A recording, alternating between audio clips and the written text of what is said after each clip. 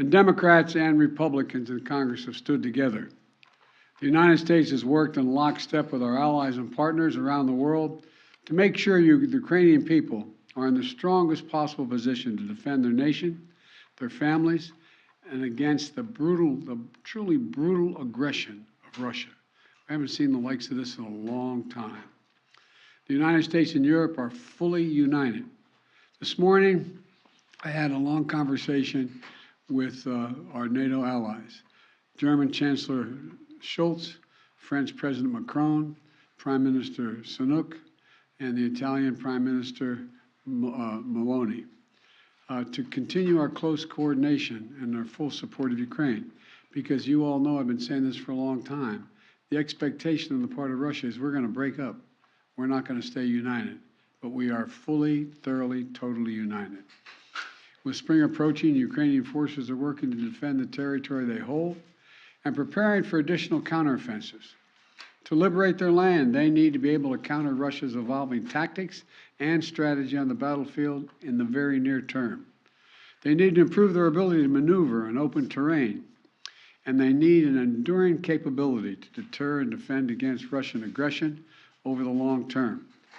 The Secretary of State and the Secretary of the military behind me they've been deeply involved in this whole effort. Armored capability, as General Austin will tell you, has been critical, and that's why the United States has committed hundreds of armored fighting vehicles to date, including more than 500 as part of the assistance package we announced last Friday. And today I'm announcing that the United States will be sending 31 Abrams tanks to Ukraine, the equivalent of 1 Ukrainian battalion. Secretary Austin has recommended this step because it will enhance the Ukraine's capacity to defend its territory and achieve its strategic objectives. The Abrams tanks are the most capable tanks in the world. They're also extremely complex to operate and maintain.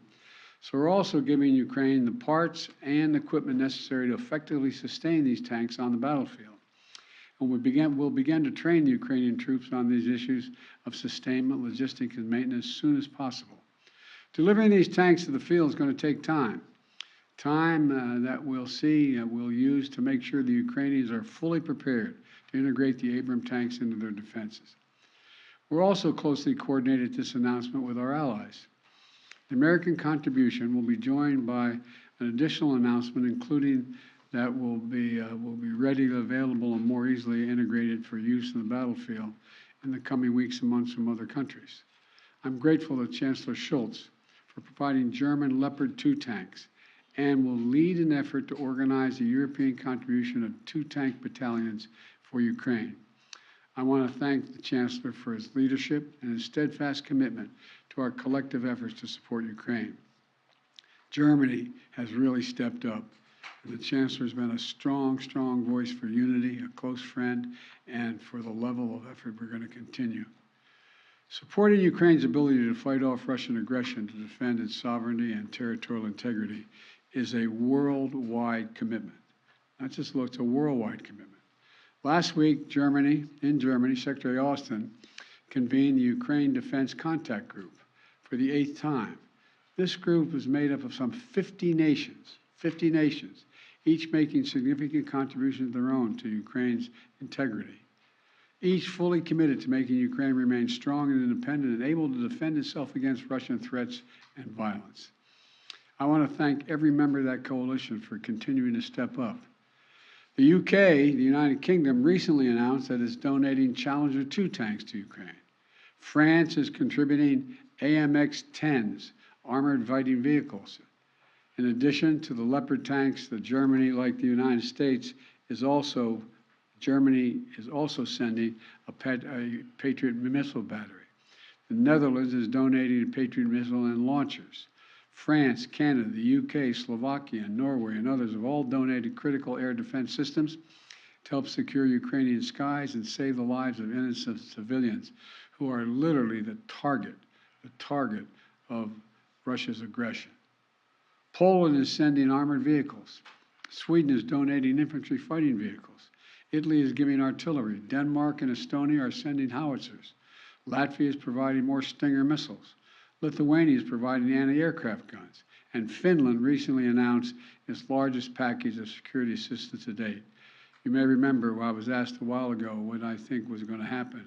And I said, I let Putin know. He thought that he's going to end up with the Finlandization of Europe. Well, he's got the NATOization of Finland. He's gotten something he never intended. Together with our allies and partners, we've sent more than 3,000 armored vehicles, more than 8,000 artillery systems, more than 2 million rounds of artillery ammunition, and more than 50 advanced multi-launch rocket systems, anti-ship and air defense systems, all to help counter Ukraine's brutal aggression that's happening because of Russia. And look, today's announcement builds on the hard work and commitment from countries around the world, led by the United States of America, to help Ukraine defend its sovereignty and its territorial integrity. That's what this is about, helping Ukraine defend and protect Ukrainian land. It is not an offensive threat to Russia. There is no offensive threat to Russia. If Russian troops return to Russia, they'll be there where they belong. This war would be over today. That's what we all want, an end to this war in just and lasting terms. You know, our teams do not permit one nation. We're not going to allow one nation to steal a neighbor's territory by force. Our terms that preserve Ukraine's sovereignty and territorial integrity and honor the UN Charter, they're the terms we're working on. And you know, these are the terms we all signed up for, and 143 nations voted for in the United Nations General Assembly last October. So, the United States, standing shoulder to shoulder with allies and partners, is going to continue to do all we can to support Ukraine. Putin expected Europe and the United States to weaken our resolve. He expected our support for Ukraine to crumble with time.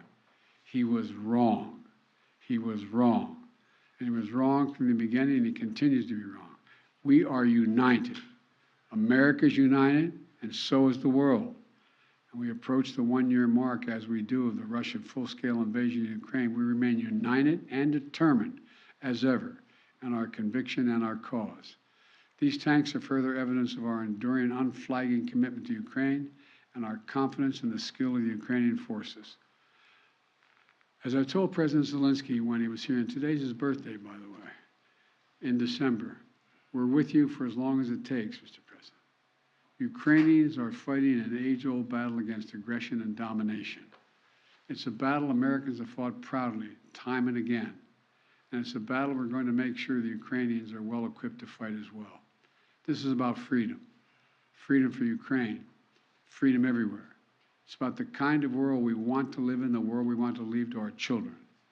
So may God protect the brave Ukrainian defenders of their country and keep the flame of liberty burning brightly as we can. Thank you. Mr. President, why are you taking this decision now? Did Germany force you to change your mind on sending tanks? Germany didn't force me to change my mind. We wanted to make sure we were all together. That's what we're going to do all along. And that's what we're doing right now. Thank you. Mr. President, any response to the Pence disclosures of classified documents? Sir, are the searches of your homes completed? Mr. President, when is Jeff Zients starting as your next Chief of Staff?